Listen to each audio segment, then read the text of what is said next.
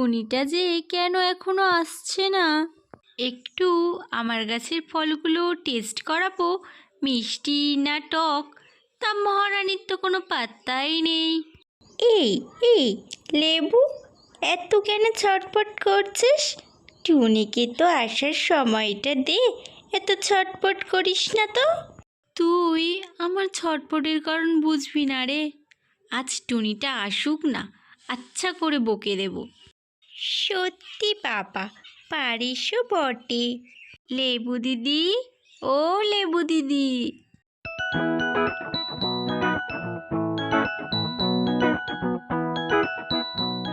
এই নে, তোর টুনি এসে গেছে। কি ব্যাপার আপেল দিদি, লেবু দিদির কি হয়েছে? আর বলিস না, তুই আসছিস না দেখে তোর লেবু দিদি ছটফট করে আমার কান মাথা চালিয়ে দিল। হাসিস না বাপু, তুই এবার তোর লেবু দিদিকে সামলা।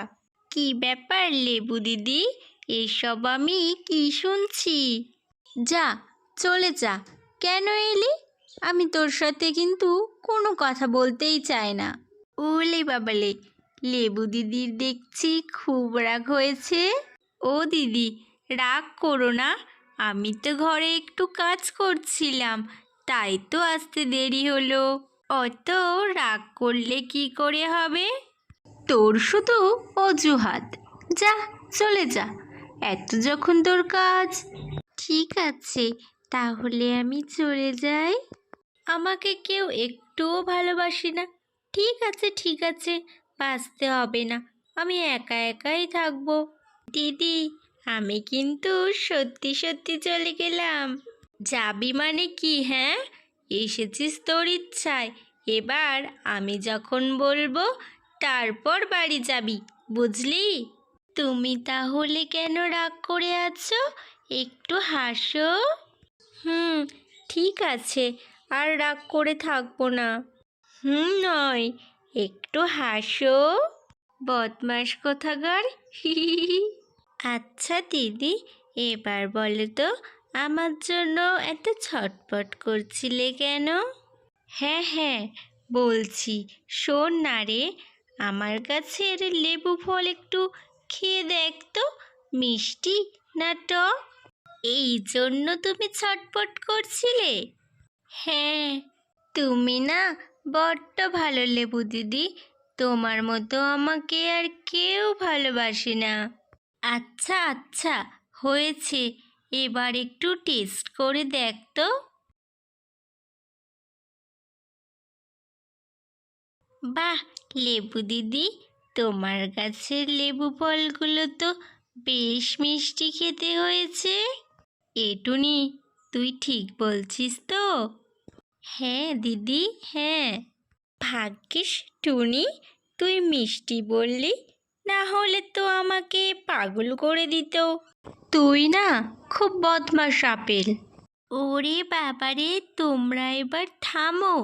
লেবু দিদি, এবার আমি বাড়িতে যাই। ঠিক আছে, যা, কিন্তু আবারও আসিস। হ্যাঁ হ্যাঁ, টাটা আপেল দিদি, টাটা লেবু দিদি।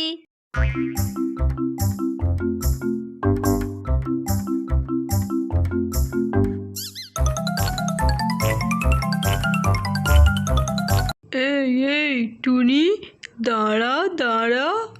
কি ব্যাপার কাক দাদা, কি হয়েছে? দাঁড়া না, দুটো কথা বলি। আমার দাঁড়ানোর অত সময় নেই গো, বাড়িতে অনেক কাজ পড়ে আছে, পরে কথা হবে। সে সময় আমারও তো নেই, কিন্তু একটু তো কথা বলতেই পারিস, তাই না? আচ্ছা ঠিক আছে, কি বলবে বলো। তুই ওই লেবু গাছের কাছ থেকে আসছিস, তাই না?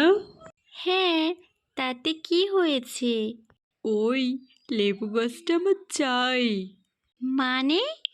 মানে ওই লেবু গাছের সমস্ত লেবু বিক্রি করে প্রচুর অর্থ উপার্জন করব, আর তাড়াতাড়ি ফল হওয়ার জন্য বিষাক্ত কীটনাশক স্প্রে করব। না কাক দাদা, এটা হয় না, তুমি দুটো লেবু খেতেই পারো, তা বলে লেবু দিদি পুরোপুরি তোমার গাছ হতে পারে না। আমি এখন আসি। ঠিক আছে, যা।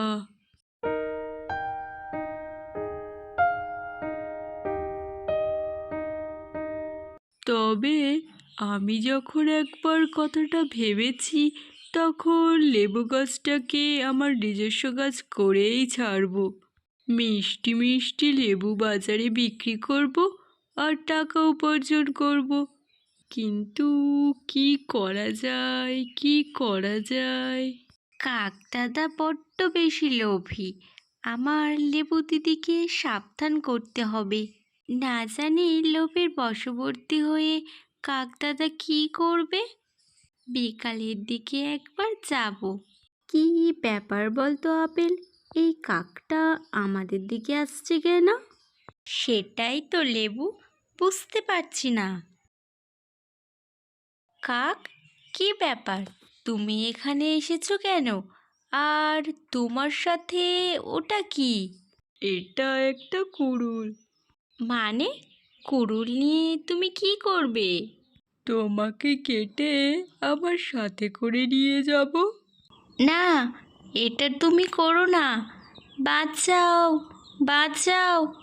টুনি, তুই কোথায় গেলি? তোর লেবু দিদিকে মেরে ফেললো। এই বদমাস কাক, যাও, যাও এখান থেকে।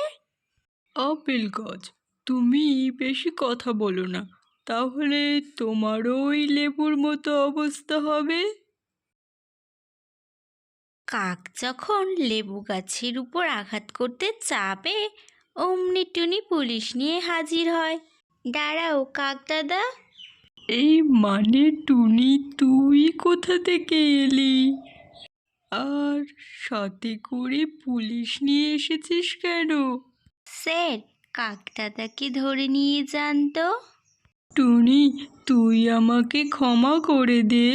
লেবু গাছ, আমাকে ক্ষমা করে দাও। আমি লোভের বশবর্তী হয়ে এই ভুল কাজটা করতে যাচ্ছিলাম, আর কোনো দিন করবো না। টুনি, ছেড়ে দে। আর কোনোদিনও এমন কাজ করার কথা ভেবো না। গাছ বন্ধুরা আছে বলেই আমরা প্রাণে বেঁচে আছি।